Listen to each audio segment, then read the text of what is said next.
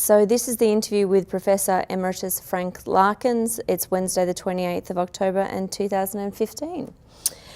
So Frank, what made you apply for the tutor position at International House? Well, Tamara, I went to school in Geelong in the 1950s, and then I came to the University of Melbourne in 1959 to do science.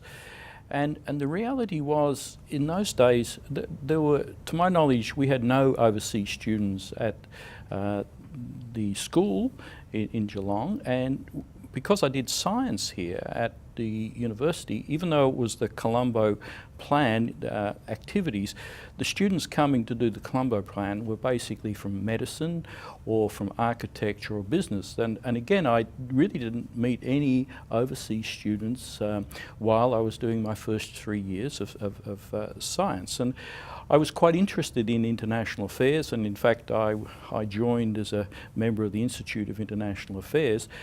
And then in late 1961, I saw this advertisement for a tutorship in chemistry, because I came to the university as a bonded student for the educational department. It was the Sputnik era, where one was very keen to increase science in schools and recruit science students. So I was naturally interested in teaching, and I saw this opportunity, and I'd been living in Paran with some students boarding, and so I thought I would apply. So that was the sort of background, and so it attracted me to do that. So tell us about your memory of coming into International House for that very first interview as a tutor when the warden was Sam Dimmick. Yes, well, it's very interesting. As I say, it was late 1961. And of course, in that time, the Clooney's building Ian Clooney's Ross building was the only building that one had, and only about 50 students or so. Of course, the Wadham building was being planned and was subsequently built in '62. And so, if you can envisage International House at that time, the Clooney's building is at the rear of the property now, and there was a long walk from the front gate to, in fact, the Clooney's building, and the administration was on the ground floor, and in particular the warden, Sam Dimmick, had his office overlooking the pathway. And I still remember, as a relatively young student, walking down the path, and he of course was a giant of a man, him peering out at me as I came for an interview for this position as a tutor in chemistry. So it was very early days, International House only 5 years old, and but I was excited by what it represented. Sam Dimmick, I've been told, was a very tall man, very big man. He was that sort of person, was he? He was. He was a towering man, and he had a very strong commitment and vision. He of course had been a cultural attaché for the Australian government in Indonesia, so he had a specific, he was one of the founding students along with Sundarosan, and because he had been previously president of the University of Melbourne Student Union, he had a strong conviction to cultural understanding, integration between Australian students, overseas students, and he pursued with great passion that vision. So when you were a tutor at International House, what were you doing in your own study and your own work? Well, I was bonded to the education department, and it turned out that in my fourth year they allowed me to do a Bachelor of Science with honours, and then that was really 1962, and then 1963 I was required to do a Diploma of Education. And normally then I would have been assigned to a teaching position in one of the schools. But at that time, because of the importance of science, the education department was wanting to recruit more science teachers than places that were available at the University of Melbourne. So actually the education department had already Secondary Teachers College, which coincidentally happens to be the building we're conducting this interview in, and they established with the permission of the University of Melbourne a Bachelor of Science education, which the university would recognise, but basically Department of Education had to find people to teach it. And so I was asked to stay, and incidentally Kwong Li Dao, also a chemist, was also assigned. We were both assigned with two other people to teach chemistry as part of the Bachelor of Science education. So I essentially in 64, 65 into 66, I in fact stayed around, and as a consequence I continued to live in International House. And in the meanwhile I undertook a Bachelor of Education and also continued on to do a Master of Science with honours. So I was had the advantage of living nearby because of International House location, and so I was pursuing my studies plus also tutoring chemistry and so on up at International House during that period until basically the end of the first semester 1996. That was a very big academic load you've got going on there as well. Tell me what a typical IH or International House student was like in your early days. Well, in the early days, of course, it was all male college. The vision was that there would be 50% of the students would be domestic and 50% overseas students, and indeed one was meeting in those days that particular benchmark. There were just the 25 or so, when I first went there, 25 or so domestic students, and the overseas students were predominantly from Singapore and Malaysia, predominantly, not exclusively. There were a few from Hong Kong and a few from the Indian subcontinent, and as I said, they predominantly were the overseas students were predominantly studying in fact non-science activities, although of course progressively that changed, but many of them were sponsored by the Australian government or by their governments, and of course they were seen to be required to undertake professional degrees that were highly relevant to the development of their home countries. So it was because it was a small community, and we had 10 tutors at that point. It was very closed and very friendly community, and in fact we got to know one another pretty well, and it was a very enjoyable time. And what was Melbourne like itself at that time in the early 60s as well? Well, I think Melbourne, just like my own experience, the people of Melbourne had very few opportunities to meet overseas people, and we'd also, one has to remember, for example, in 1961, when Menzies was the Prime Minister, there were very emotive campaigns about yellow perils and people from Asia invading Australia and taking over Asia. So the Asians taking over Australia, and it was irrational, but nevertheless it was there. The person in the street had those concerns. So these students came into this environment and they found it somewhat confronting, and this really was where the foundation for International House came about, simply because of the concern that firstly students at the university and then the University Council and so on recognised that university needed to step up and provide an example.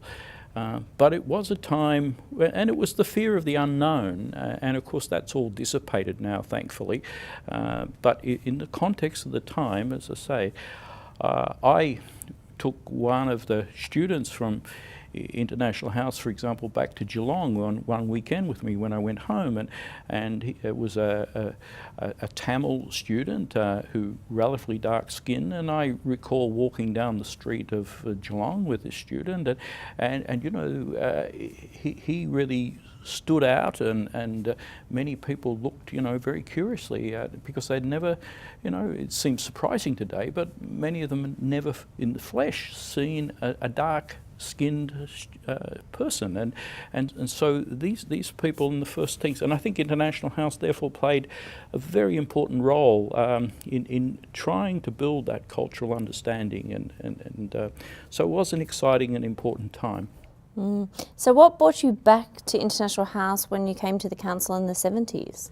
Well, I went to Oxford to study for PhD or Doctor of DPhil as it's called there, and then I went on to America and spent some time as a postdoc there, and then I had a Queen Elizabeth Fellowship and came back to Monash University as on the staff of chemistry. And that was, I guess, at the time around when Bob Fells was around. And so I think around 1976, and I came back in 1972, 71, 72, I was asked to come back onto the council, which I did. And so I was on the council until 1982, 83, when I then moved to Tasmania as Professor of Chemistry. So I did a period as a regular council member, and then subsequent to Tasmania, 1991, I came back to the University of Melbourne, and of course one of the ex officio positions on the International House Council is the Vice-Chancellor or nominee, and of course the Vice-Chancellor finds himself in a position where these tasks or important roles are assigned to others, and I suppose I was the logical choice to represent the Vice-Chancellor. So in fact, between 1991 and until the end of end of 2008, while I was Deputy Vice-Chancellor in the university, I was the Vice-Chancellor's nominee. And then, of course, when I formally retired from the university in end of 2008, I became chair of the council until now the end of 2015. Oh, that's great. So you studied a Bachelor of Education and your Master of Science with honours at the University of Melbourne. What made you want to teach others? I had an interest in teaching, and that was the excitement about having opportunity at International House, because I tutored in chemistry, and part of it is an academic engagement with people, but there's also a mentoring and engagement. And as I said earlier, I really had not had the opportunity to meet international students, and I still like teaching, and I spent my whole life a combination of teaching and administration. So there was just a natural love of the excitement of learning and of being able to communicate the excitement of science, I hope, to other students. So you're awarded an AM for your service to the development of research policy in Australia and the promotion of science and technology at state and national levels. What does that AM mean to you? Oh, it's a national recognition, and it's a recognition in part by peers and so on. It largely came about because I was very interested in I guess science policy. I had been president of the Federation of Australian Scientific and Technological organisations, known as societies known as FAST, and I'd also been president of the Royal Australian Chemical Institute. So outside of my academic activities, I had engaged nationally in science and advocating the importance of science and technology, and so I had worked on that basis, and also in part, of course, I was Deputy Vice-Chancellor in the university. I contributed in the university, but also I'd been very active in athletics for a long period of time, including being president of the Victorian Amateur Athletics Association and so on. So I had a community involvement as well as while it was principally for the science and technology education, but I did also have a community involvement as well. So you were also heavily involved in athletics, and your academic and sporting abilities led you to receiving a Rhodes Scholar to Oxford. You won a full blue for athletics from Melbourne and from Oxford. How did such involvement in athletics help form you as an adult? Well, I think to be engaged in extracurricular activities is very important, no matter what it is. In my case, it was athletics. The point about science, it's a very demanding profession and activity. The great thing about sport, and in my case track and field athletics, when you're in the contest of a race, you meet people from all walks of life. Yes, you'll have lawyers there, and you'll have medicos, but you also have bricklayers and plumbers and carpenters and you know, a whole range of people who just love sport, and so it provides another gateway to interact with the community. And so I found that very enriching, just meeting. Typically activities those days were on Saturday afternoon, and we used to run on a Sunday as a group of people, and it was a whole mixture of people who came from different professions to the ones that I was involved in, and so I did that, and I guess I had enjoyment from it because I was moderately good at it, if I may say so. And as you mentioned, I did get recognised both by the university here and in Oxford for what I'd done, and of course part of the Rhodes Scholarship on the one hand is academic, but it is also sporting and community involvement, and I think one of the great strengths about my getting the Rhodes Scholarship was in fact because of my international house linkages, because I just became interested very much in international affairs, and indeed both Sir Samuel Wadham, as he was then, and Sam Dimmick were two of my referees for when I applied for the scholarship. So I'm very indebted to International House for the fact that I did get the Rhodes Scholarship. Do you still run now?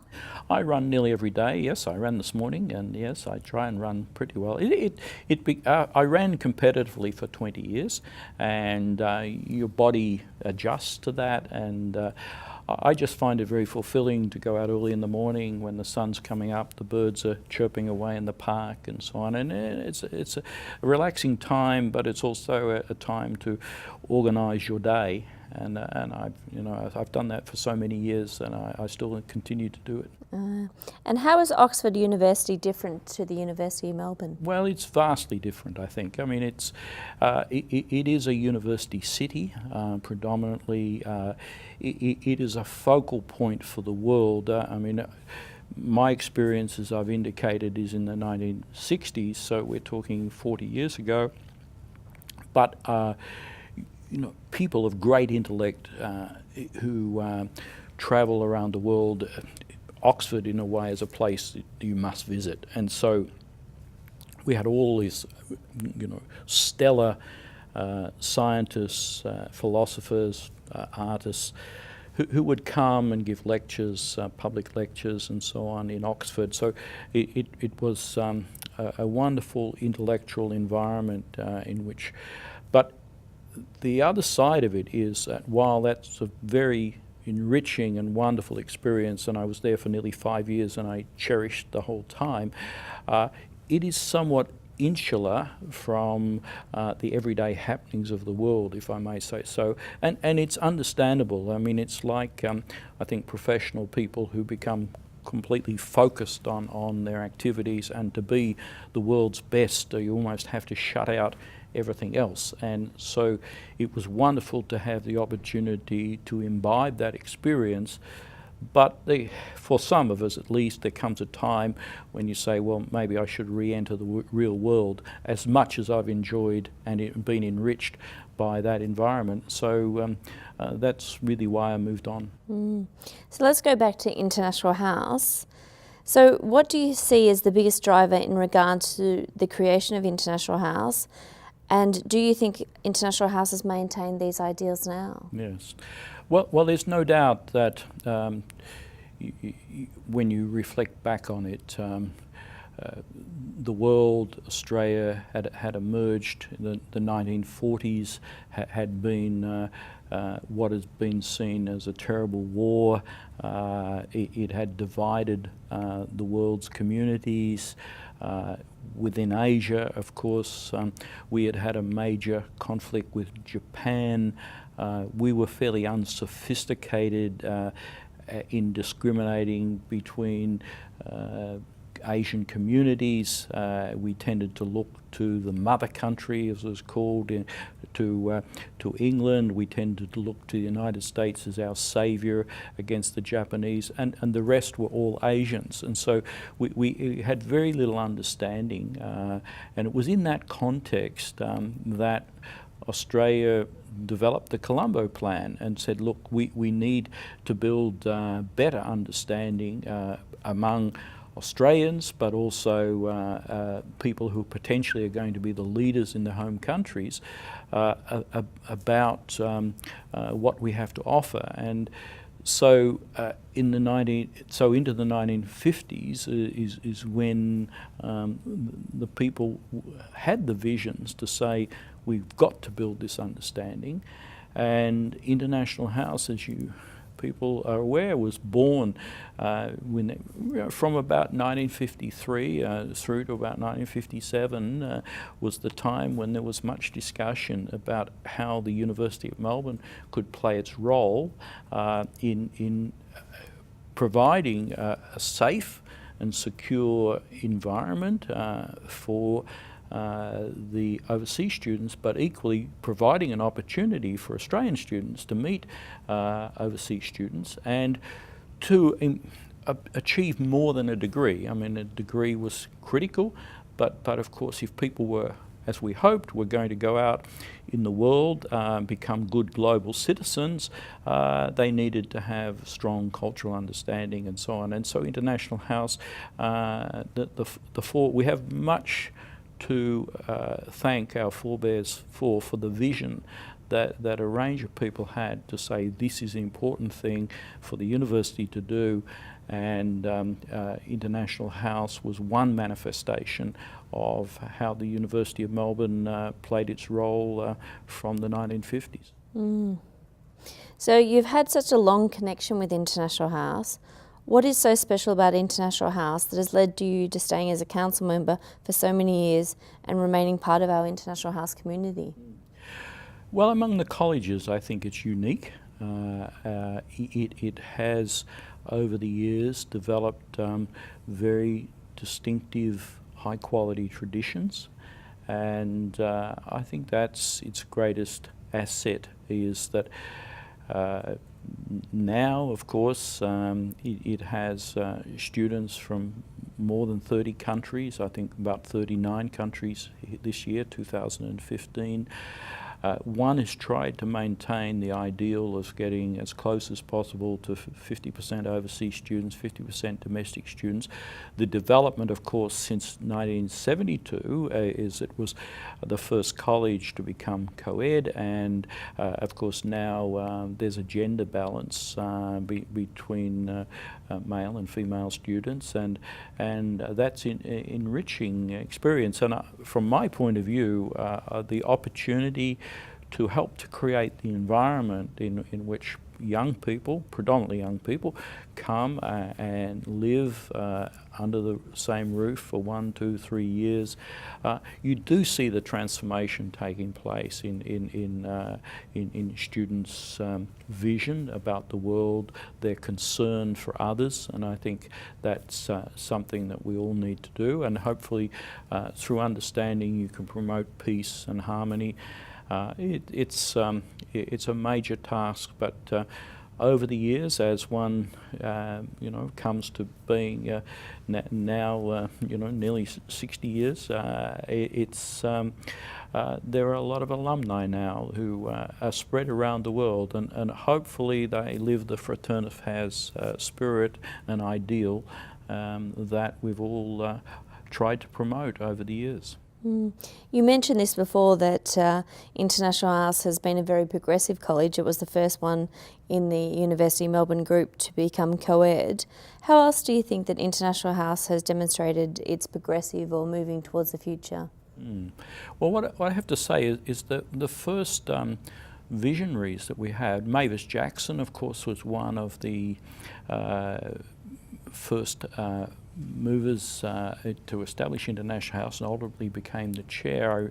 I was fortunate to meet Mavis Jackson when I was there as a student and tutor, and she had the vision that International House should have been co-ed right from the beginning, but of course the climate wasn't right. There were people like Norman Harper, who was the professor, there was Samuel Wadham, there's Ian Clunies-Ross. I mean, these were very distinguished people in the community. Alice Payton, the Vice-Chancellor's wife, Lady Dean, I mean, it goes on.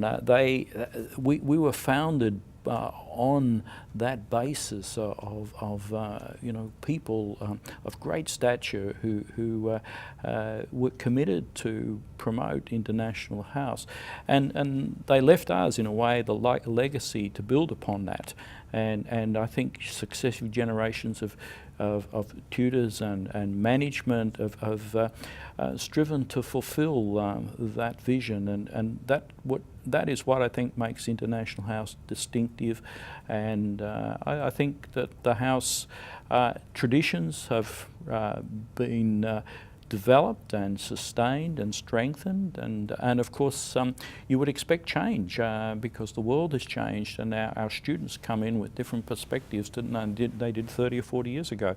So I think International House has grown, but it's been true to its fundamental ideals. So as yourself, as both a council member and the chair of council, what do you see as your biggest achievements while you have been on council? Well, I think to me it's always been about the students, and I think one of the biggest satisfaction, I think, is just to see the thrill that students seem to have if you participate in valedictory dinners, as I've done for several years now. The enthusiasm, the goodwill, and the thrills that students seem to have about having been at International House, I think that's, to me, that's fulfilment enough as a great achievement. But beyond that, I think the university, of course, when Glyn Davis came as the Vice-Chancellor in 2006 and had the vision that we should transform the curriculum and put our professional courses as postgraduate, so-called Melbourne model. It, in a way, was a disruptive decision that you have to see in the long term. And International House recognised that if we wanted to have law students, medical students, engineering students who were going to be at the graduate level, we needed to rethink not only the way we managed the college, but the kind of facilities that we needed to accommodate these students who were, on average, older than students straight from school. And so that's where, of course, what now is known as the George Hicks building came around. I think that's a very big achievement. Prior to that, we built the Founders building, the Fells apartments. I think the college has been progressive of moving with change and adapting. And but at the end of the day, it's the product, which is the way the students transform their lives and experience, which I think is our greatest achievement. But we need quality infrastructure and we need good staff to achieve that output. And I think we've had a mind over the years to try and do that. In my time, of course, much of my time as chair was spent with Associate Professor Jane Munro, who provided, I think, very strong leadership in this area, and then of course Dr. Deborah Seifert this year is continuing our tradition. So I think we've been fortunate to have good leaders at management, and then of course the managers themselves, if I may say, including yourself, Tamara, have been wonderful assets to the college. And so yourself and Peter Cole and David O'Hanrahan in particular have ensured that the vision that we all aspired to, we could fulfil that dream.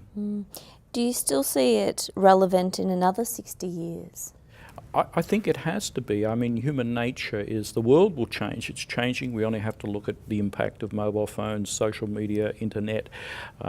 Yes, the world will continue to change, but human beings will still remain as gregarious creatures. We will still have conflicts. I mean, we've had wars for thousands of years. If you go back in history, regrettably, I think in 60 years' time we will still have conflicts in the world, and to have people who hopefully can rise above that is going to be so important. And so International House and what it aspires to, as I say, to help to develop good global citizens with a strong cultural understanding of diversity, religious tolerance, for example, is going to be so important, and so we will always be relevant and probably playing an even more important role as we go forward than we have in the past.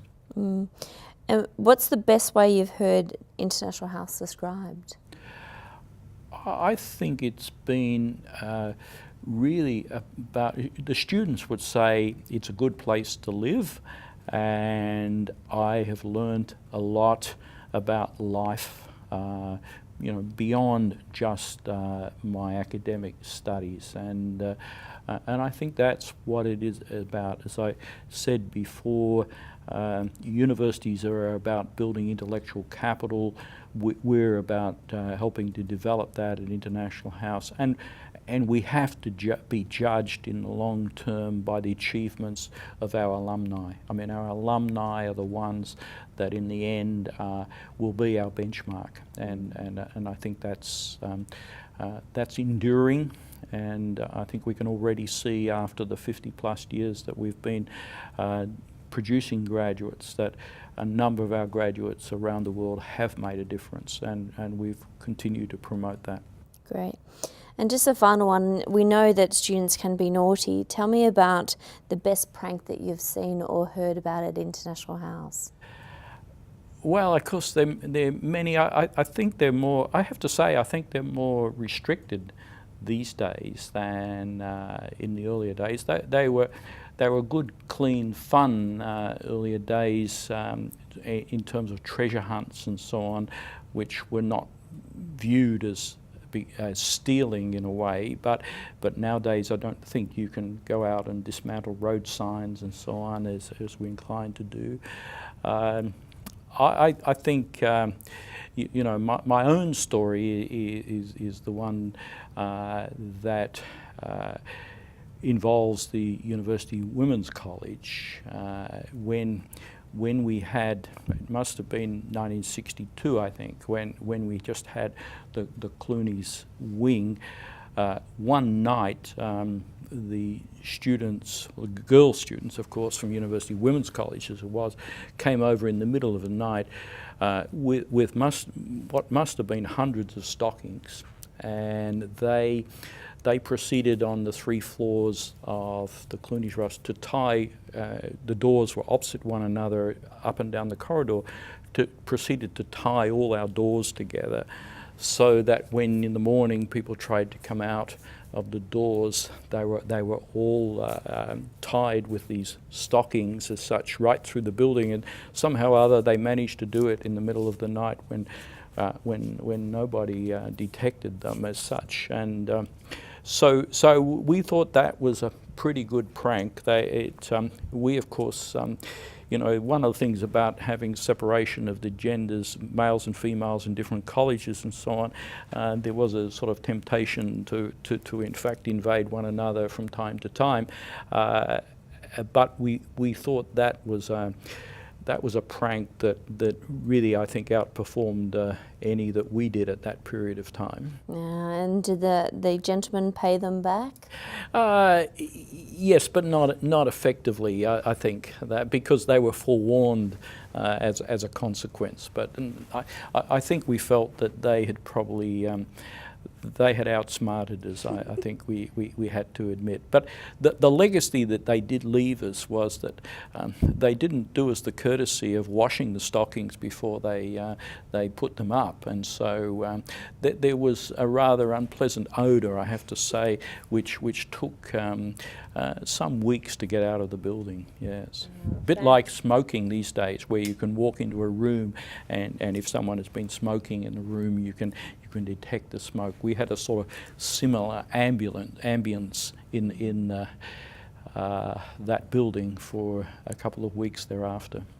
So thank you so much for your time, and we've really loved hearing your stories today. Thank you very much indeed, Tamara. It's been a pleasure. Thank you.